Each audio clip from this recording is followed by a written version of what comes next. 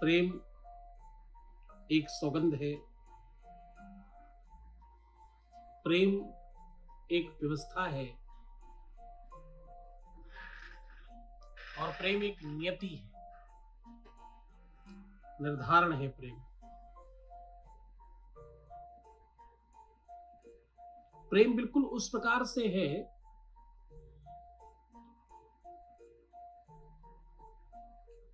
जैसे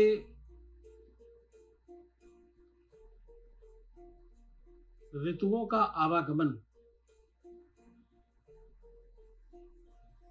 सारे के सारे गुणधर्म शरीर के हो सकते हैं, और प्रेम प्रेम आत्मा का गुणधर्म है। ये सबसे बड़ी बात है। प्रेम जो है वो आत्मा का गुणधर्म है। प्रेम जगत का ऐसा अनूठा स्वभाव, ऐसा व्यापक अनुभव है जिसमें मनुष्य स्वयं को भूल जाता है।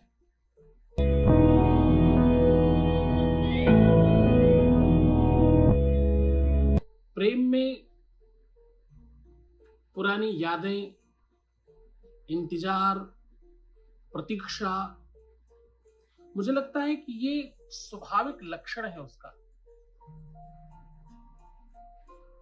जब तुम किसी की प्रतीक्षा करते हो, जब तुम किसी का इंतजार करते हो, तो ये एक प्रकार का ये अनुभव है। ये एक सवाल नहीं है, ये गहरा दर्द है जिसे आज हर दूसरा इंसान महसूस कर, हर व्यक्ति के जीवन का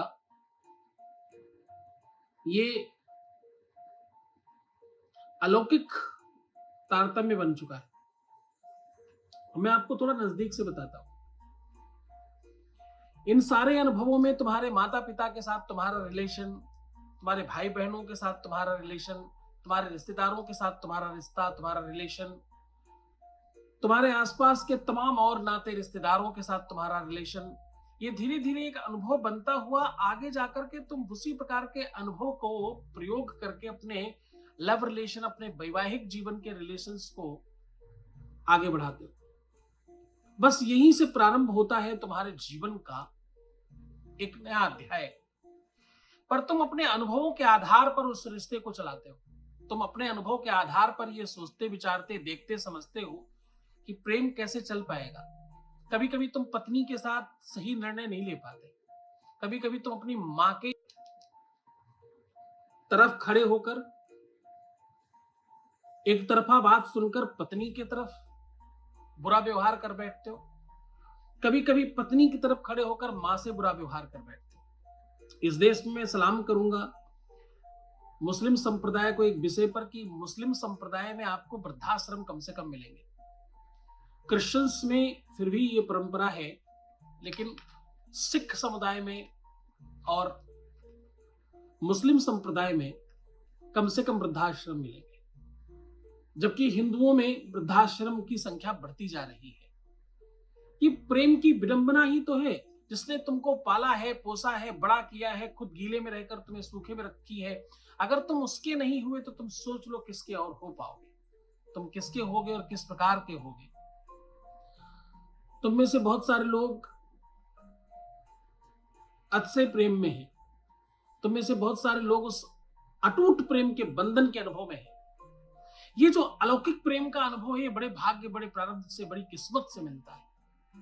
ये हर किसी के नसीब में नहीं है, हर किसी को प्राप्त नहीं हो सकता। और तुम्हारा जन्म कुछ अलग हुआ है, तुम्हारा जन्म बिल्कुल अलौकिक है। तुम्हारा जन्म बताता है कि तुम स्पेशल हो, तुम खास हो, और तुम्हारे जीवन में एक महंगा अनुभव आने वाला है। उसका नाम है प्रेम। प्रेम एक तरह से अनुभव नहीं देता। प्रेम केवल हंसी मजाक, खुश सुख, बड़ी बेहतर फीलिंग ही नहीं देता। प्रेम में वेदना भी बहुत है, दर्द भी बहुत है, पीड़ा भी बहुत है। कोई दूर चला जाए, कोई छोड़कर चला जाए, कोई आपसे बात नहीं करे, कोई तुम्हें ब्लॉक कर जाए, कोई तुमसे शादी करने के लिए मना कर जाए, कोई तुमसे धोखा दे जाए तुम्हें, कोई तुमसे फरेब कर जाए, कोई तुम्हारे लिए गलत कर जाए और कोई तुम्हारी सब चीजें बर्बाद कर जाए, ये सब कहीं ना कहीं प्रेम में आ रही अड़चनों की तारतम्य है। और ये भी एक अनुभव है, ये भी आपके जीवन में अनुभव से गुजरता है। और क्योंकि इससे पहले ऐसा कोई अनुभव लिया नहीं है, क्योंकि इससे पहले आपने इस प्रकार का कोई अनुभव प्राप्त किया नहीं, पाया नहीं है, तो ये जो अनुभव है ये आपको नया अनुभव क्रिएट करता है और सब चीजें अलग लेवल पे खड़ी करके देता है। तो मुझे लगता है ये जो अनुभव आपको प्राप्त होता है ये अपने आप में बहुत बहुत डिफरेंट है।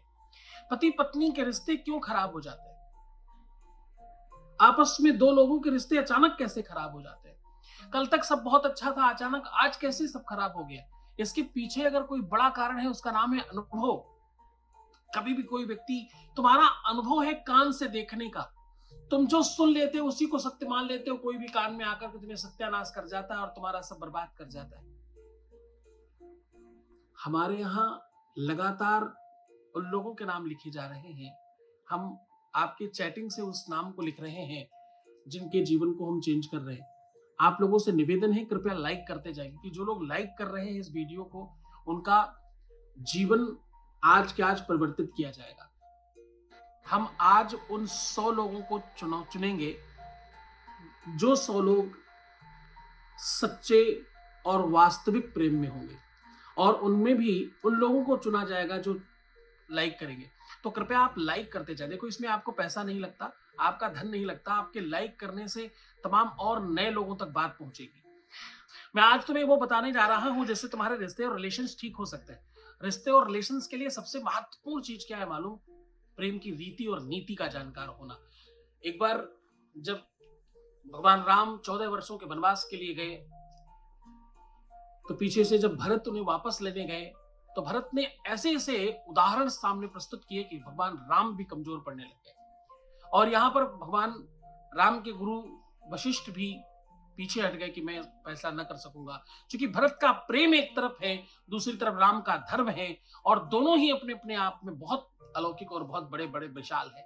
कौन निर्णय करे? तो निर्णय करने के लिए भगवान के जो ससुर जी हैं, इनका नाम है राजा जनक।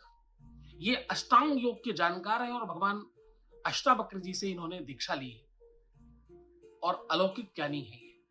इन्होंने निर्णय करते समय सबसे पहले भरत और राम की बात सुनी। भरत ने कहा कि अगर एक राजा ने निर्णय लिया है कि तुम वहां जा सकते हो, तो दूसरा राजा उस निर्णय को तोड़ सकता है, उस निर्णय को समाप्त कर सकता है। और अगर रघुकुल की रीति का आप पालन कर रहे हैं, तो रघुकुल का मैं राजा होकर के मैं भी एक रीति और नीति का पालन करूंगा कि मैं जो कहूंगा वो आपको करना पड़ेगा। तो इस प्रकार से दोनों अपनी अपनी जगह पर अडिग थे। ऐसे में राजा जनक ने जो निर्णय किया वो प्रेम की रीति और नीति सिखाता है। सबसे पहले राजा जनक ने कहा, भरत तुम खड़े हो जाओ, और सबसे करतल ध्वनि कराई, सबको बोला तुम सब प्रसन्न हो जाओ। क्यों? क्योंकि भरत जीत गया और राम हार गए। अब जो भरत कहेंगे वो राम को करना पड़ेगा। तो भरत तो वही कहते कि अयोध्या वापस चलो, 14 वर्ष का वनवास नहीं जाना है, हम सब साथ मिल हिल मिल कर रहेंगे, सब एक साथ रहेंगे। भरत तो यही कहते। राजा जनक ने कहा कि तुम जीत गए। अब सब खुश हो गए, सब प्रसन्न हो गए। थोड़ी देर चुप रहकर राजा जनक ने कहा, पर ध्यान से सुनो, भरत तुम प्रेमी हो और तुम अपने भाई के प्रेम में अतिशय सराबोर हो, और अगर तुम सच्चे प्रेमी हो अपने भाई के, तो उठो। प्रेम की एक रीति है और प्रेम की एक बड़ी नीति है कि तुम अपने प्रेमी को जिता दो, आगे बढ़ो और राम से कहो कि जाओ 14 वर्षों का वनवास पूरा करके फिर वापस आना। उनको जीत जाने दो। प्रेमी को जिताने में जो आनंद है, प्रेमी के सम्मान को बनाए रखने में जो आनंद है। अब प्रेमी कौन है? वो भाई भी प्रेमी हो सकता है, माता पिता प्रेमी हो सकते हैं, भगवान हो सकते हैं, गुरु हो सकता है, ईश्वर हो सकता है, आपका अपना भाई बंधु सखा, आपका कोई खास दोस्त हो सकता है, पति पत्नी हो सकते हैं, अथवा प्रेमी प्रेमिका भी हो सकता है। अगर तुम अपने रिश्तों में जीतना चाहते हो तो तुम्हें पहले अपने आप को आहूत करना होगा।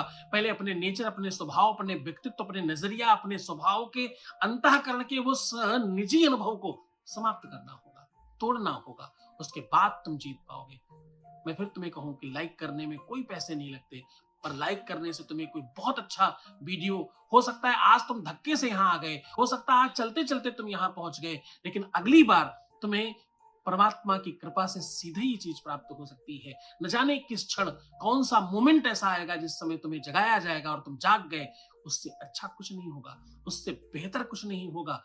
आप तब अपने जीवन में कुछ प्राप्त कर पाते हैं जब आप उसके लायक होते हैं, आपकी पात्रता जब होती है। उपाय तुम्हारी पात्रता नहीं बनाती, उपाय तुम्हारे लिए वो व्यवस्था तो बनाती है, लेकिन पात्रता उपाय नहीं बनाती। पात्रता तो गुरु की कृपा से होती है, पात्रता तो धीरे धीरे सने सने सत्संग से होती है, पात्रता तो गुरु की शक्ति और उसके तपस्या से आपको मिलती है, पात्रता तो भगवत कृपा से प्राप्त होती है, पात्रता तुम्हारे जन्म से तुम्हारे साथ आती है। और तुम धीरे धीरे उस पात्रता को अपने अनुभव से ही तो बनाते हो, जो तुमने अनुभव देखे, जो तुमने जाना है। जिसको बचपन से लोहे को सोना और सोने को लोहा सिखाया गया होगा, उसको क्या पता होगा? उसको लोहे को सोना और सोने को लोहा पता होगा, वही जान रहा होगा। ये अनुभव उसका तब टूटेगा जब कई बार प्रहार होगा, कई बार उसके सामने ये बात आएगी, तो हो सकता है ये अनुभव टूट जाए। इसलिए तुम्हें कह रहा हूं, एक अनुभव तो तुरंत चेंज करो। तुम्हें लाइक करने में कौन से पैसे लगते हैं भाई? लाइक करने में तुम्हारा क्या ही जाता है? एक अंगूठा और एक तुम्हारी उंगली का एक टच ही तो लगता है। इतने भर से तुम्हारे जीवन में न जाने कौन सा वीडियो अगली बार आ जाएगा और वो तुम्हारे मतलब का होगा। क्योंकि मैं तुम्हें हर बार जगाता हूं, तुम्हारे रिश्तों के लिए, तुम्हारे संबंधों के लिए, तुम्हें बड़ा आदमी बनाने के लिए, तुम्हें सफल होने के लिए, तुम्हें सक्षम करने के लिए कुछ मिनटें, कुछ सेकंड्स में तुम्हें करके देता हूं। इस देश में 4 ही जगत गुरु, 4 शंकराचार्य हैं और उसमें से एक मैं हूं। तो आप ये मानकर चलो कि आपको ये जो आज लाभ मिल रहा है, ये भगवत कृपा है। ईश्वर की कृपा से तुम धक्के से यहां तक पहुंचे हो। इस धक्के में तुम्हारा जीवन परिवर्तन होना सुनिश्चित हो गया है। ईश्वर ने कुछ नई नीति रखी है तुम्हारे लिए, ईश्वर ने कोई नई प्रणाली रखी है जिस कारण से तुम आज यहाँ पहुंच पाए हो। तो मुझे लगता है कि ये व्यवस्था पूरी तरह से बनाए रखो। इस मौसम में, इस मंथ में और इस कालखंड में उपाय तभी काम करेगा जब तुम्हारी पात्रता मेंटेन होगी, और पात्रता नहीं होगी तो तुम्हें कुछ भी प्राप्त नहीं होगा। तो अब करना क्या है? एक नए बर्तन में कटोरा, भगोना, लोटा, कोई भी ऐसी चीज लेना जिसके अंदर तुम पूरा रंग कर कुछ लिख सको। वो काबिलियत आपको बनाना पड़ेगा। भगोने जो जिनके मुंह बड़े होंगे वो ज्यादा अच्छा बर्तन होगा तुम्हारे लिए। अंदर की वो घी लगाओ, घी लगा करके हल्दी, रोली, अष्टगंध, केसर का लेप इत्यादि लगा करके अंदर एक रंग लगा दो और उसे थोड़ा हल्का सा सूख जाने दो। उसके बाद उसके अंदर अपने उस प्रेम का, अपने उस रिश्ते का नाम लिखना, उस व्यक्ति का नाम लिखना और साथ में प्रेमेश्वराय नमः लिखना। क्या लिखना? भगवान प्रेमेश्वर को याद करना, भगवान प्रेमेश्वराय नमः लिखना। और उस बर्तन के अंदर एक छोटा सा दिया जलाकर रख देना। ये रात भर रखना है। थोड़ी सी सांस रखिएगा ताकि दिया जलता रहे। ये अरेंजमेंट तुम कर पाओगे? पूरे मानस, पूरी श्रद्धा, पूरी व्यवस्था के साथ करना। ये काम सांझ के समय किया जाता है, अंधेरे में किया जाता है। जितना देर से करोगे उतना ज्यादा कार्य करेगा। और सवेरे उठकर जो आपने अंदर अष्टगंध लगाया है उसमें थोड़ा कोयला लग गया होगा, इसको सबको खूब अच्छी तरीके से मिला के, मिक्स करके किसी भी छोटे से बर्तन में स्याही बना करके रख लीजिए।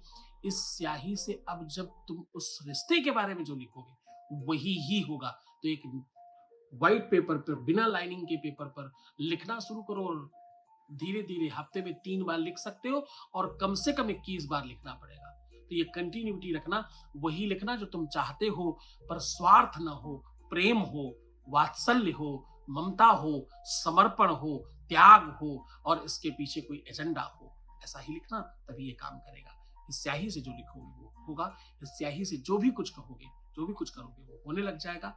इस स्याही को उतना ही बनाइएगा जितना उपयोग करने के लिए हो, क्योंकि अधिक एक बार की बनाई हुई स्याही 21 बार से ज्यादा लिखा नहीं जा सकता। उसके बाद उसका प्रभाव समाप्त हो जाता है। अंधेरे में कर सकते हो। शनिवार, रविवार, अमावस्या, चतुर्दशी, रिक्ता तिथियों में ये ज्यादा प्रभावकर होती है। तो पूरे मन से, पूरी श्रद्धा से, पूरे मनोभाव से उपाय करना, आपका 100% लाभ होगा।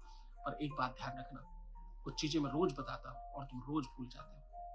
मुस्कुराओ, सुंदर बनो, हर आधे घंटे में प्रणाम करके पानी पियो और अपना बहुत बहुत बहुत ख्याल रखना। मैं तुम्हारे साथ हूं, मैं रोज बताता हूं, तुम रोज भूल जाते हो। क्यों मुस्कुराना है? मुस्कुराने से तुम्हारे पूरी की पूरी बॉडी के सेल्स चार्ज हो जाते हैं। ये जो बॉडी एक का स्किन है ना, इसके अंदर छोटे छोटे छोटे छोटे छोटे पार्टिकल्स हैं, इसको सेल्स बोलते हैं, वो चार्ज हो जाते हैं। जब तुम मुस्कुराते हो तो तुम्हारे जीवन के संकट तुमसे दूर भागने लगता है,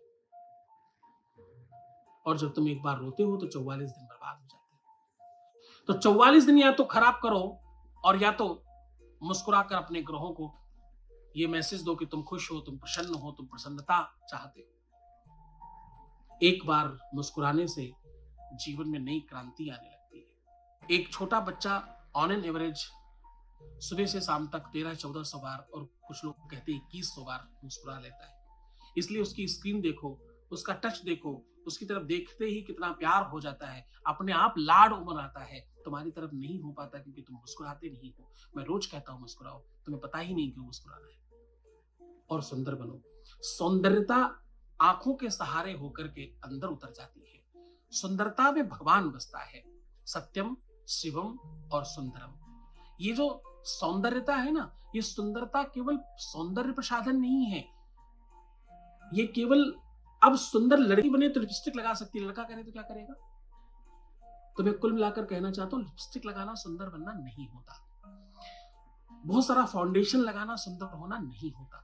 सुंदरता आपको सलीके से रहना सिखाती है। सुंदरता आपके अपने कपड़े को पहनने का ढंग सिखाती है। सुंदरता आपको स्वच्छता सिखाती है। सुंदरता आपके अपने मानस को नया बनाती है। और सुंदर दिन में नहीं, कहीं जाते समय नहीं, पार्टी में ही नहीं, बाजार जाते समय नहीं, शॉपिंग करते ही समय नहीं, रात में सोते समय भी तुम्हें सुंदर रहना चाहिए। इसलिए मेरी बात मानो, स्वस्थ रहना है, मस्त रहना है, जीवन में कुछ पाना है। कुछ भी पाने के लिए तुम्हारा रहना, जिंदा रहना और तुम्हारा बेहतर रहना, सुंदर रहना, अच्छा रहना जरूरी है ना। इसीलिए ये तीनों चीजें जरूर करना, क्योंकि शरीर माध्यम खल धर्म साधनम। शरीर की किसी भी साधना के लिए शरीर का स्वस्थ रहना जरूरी है।